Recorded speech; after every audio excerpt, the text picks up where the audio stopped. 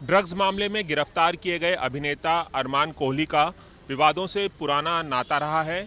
उनकी एक live in partner हुआ करती थी नीरू रंधावा, जिन्होंने उन पर मारपीट का और गाली गलौज का इल्ज़ाम लगाया था। मामला हाईकोर्ट तक पहुंचा था और फिर हाईकोर्ट में क्या हुआ, इस बारे में हम बातचीत करेंगे नीरू रंधावा के वकील कुशल मोर से। बहुत बहुत स्वागत है एबीपी न्यूज़ में आपका। जी धन्यवाद। क्या कुछ आप बताना चाहेंगे? ये मामला 2018 का है, जब असॉल्ट का जो केस है वो जुहू पुलिस थाने में दर्ज हुआ था और फिर हाईकोर्ट तक पहुंचा था। और लेकिन अरमान कोहली एक शर्त के साथ छूटे थे। वो क्या शर्त थी और अब ये मामला क्यों चल रहा है? जी। तो रवि जी, जैसे आपने कहा, उस केस में अरमान को अरेस्ट किया गया था और अरमान जेल में गया था। और फिर जब वो जेल में थे तब उन्होंने हाईकोर्ट में क्वॉशिंग एफआईआर क्वॉशिंग के लिए पिटिशन डाली थी।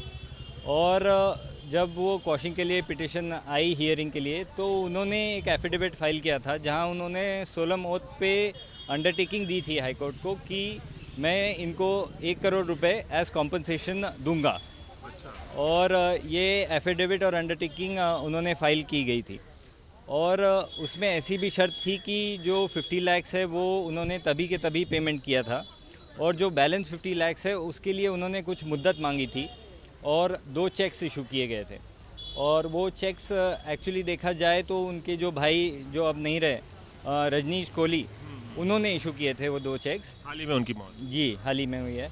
और उनके नाम से चेक इशू हुए थे और एक 50 लाख का तो फौरन मिल गया था, जी, पैसा एनकैश हो गया था, लेकिन दूसरे चेक का प्रॉब्लम। दूसरे 2 चेक दिए थे 25 लाख के, और 50-50 लाख के।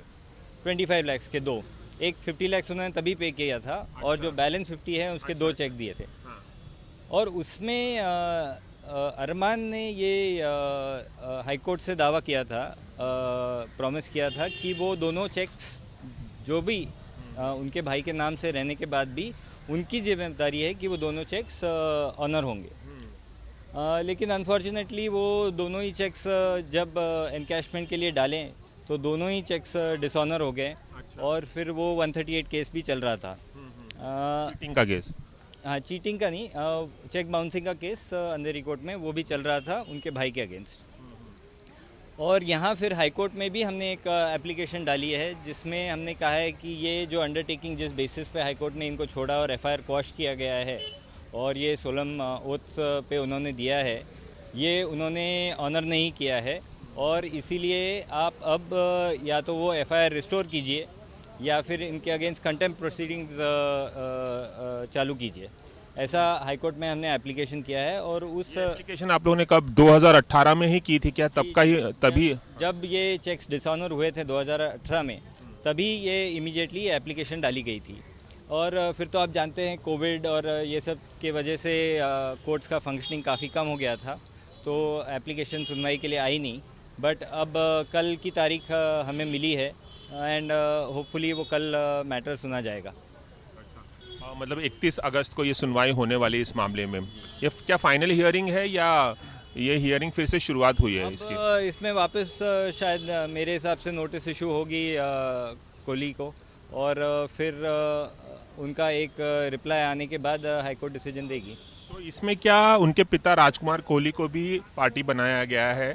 उनके प्रोड्यूसर पिता हैं, क्या या सिर्फ अरमान कोहली और रजनीश कोहली के खिलाफ ये मामला है? नहीं, ये सिर्फ इसमें अरमान और रजनीश कोहली ही रिस्पोंडेंट्स हैं, स्टेट ऑफ महाराष्ट्र के अलावा। तो क्या इसी आधार पर अरमान कोहली को हाईकोर्ट ने छोड़ दिया था कि वो 1 करोड़ पे करेंगे? यही शर्त थी? ये स्पेसिफिक कंडीशन थी, अमंग अदर कंडीशंस भी थी कि ये वापस ऐसा कभी नहीं करेंगे उनके साथ। और क्या क्या कंडीशन थी? कि वापस जो मारपीट का उनके ऊपर केस किया गया है, ऐसी हरकतें वापस वो नहीं, जो भी एफआईआर में एलिगेशंस थे वो वापस नहीं करेंगे नेचुरली, वो फर्स्ट कंडीशन।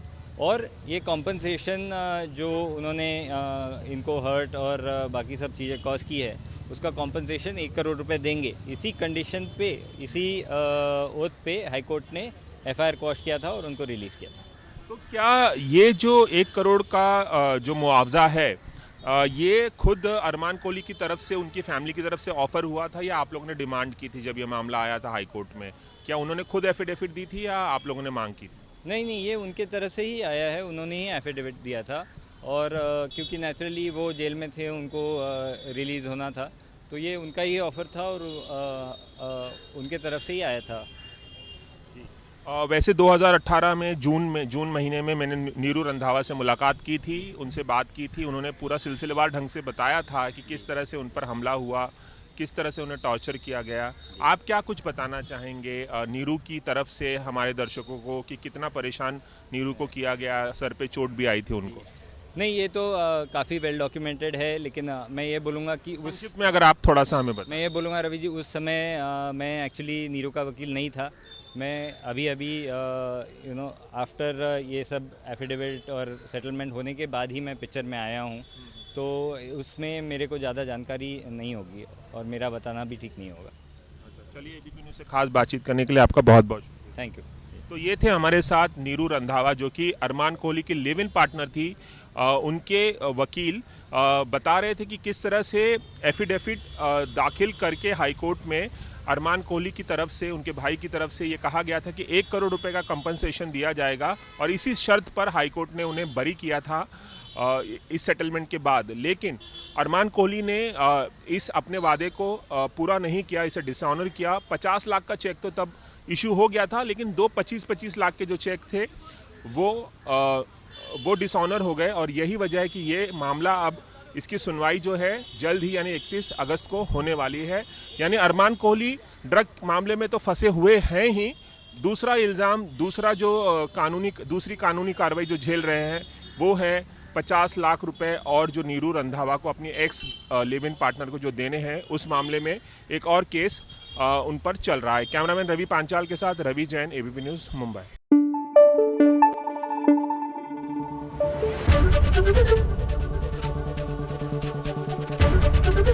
एबीपी न्यूज़ आपको रखे आगे।